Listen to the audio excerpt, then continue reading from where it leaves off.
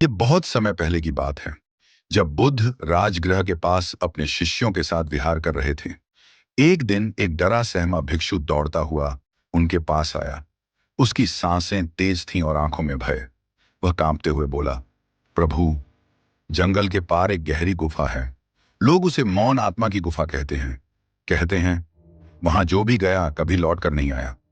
मैंने बस पास से झांका, पर भीतर कुछ था, कोई उपस्थिति जो दिखती नहीं पर महसूस होती है।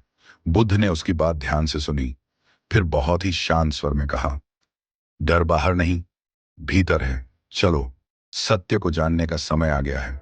बुद्ध अपने कुछ शिष्यों के साथ उस रहस्यमयी गुफा की ओर चल पड़े।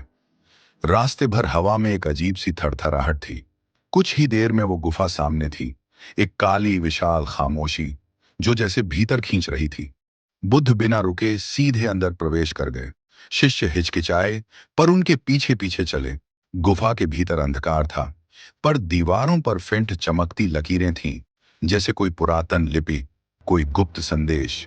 बुद्ध रुके, उन्होंने ध्यान से पढ़ा, जो मौन को समझे वही भय को हराए, जो भीतर देखे वही बाहर के भ्रम को भेदे। तभी गुफा की गहराई से एक गूंजती हुई आवाज आई, तुम क्यों आए हो?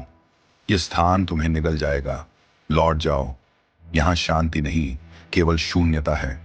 शिष्य कांप उठे, कुछ के पैर पीछे हटने लगे, पर बुद्ध, वे वहीं शांत खड़े रहे। फिर आंखें बंद कर ध्यान में बैठ गए। कुछ ही क्षणों में उनकी शांत ऊर्जा पूरे गुफा में फैलने लगी, और उसी क्षण धुंध के बीच एक रोशनी प्रकट हुई। एक आत्मा ध्यानस्थ मुद्रा में। उसका चेहरा शांत था, जैसे उसे वर्षों बाद कोई उत्तर मिल गया हो। वह आत्मा बोली, धन्य हो बुद्ध, तुमने मौन को समझा, मुझे मुक्ति मिली। और वह प्रकाश में विलीन हो गई। गुफा अब वैसी न थी, वहां अब अंधकार नहीं, बल्कि एक दिव्य प्रकाश फैला था। बुद्ध उठे और उनके शिष्य निडर होकर उनके पीछे पीछे बाहर आए। गुफा के बाहर सूरज की पहली किरण धरती पर गिर रही थी।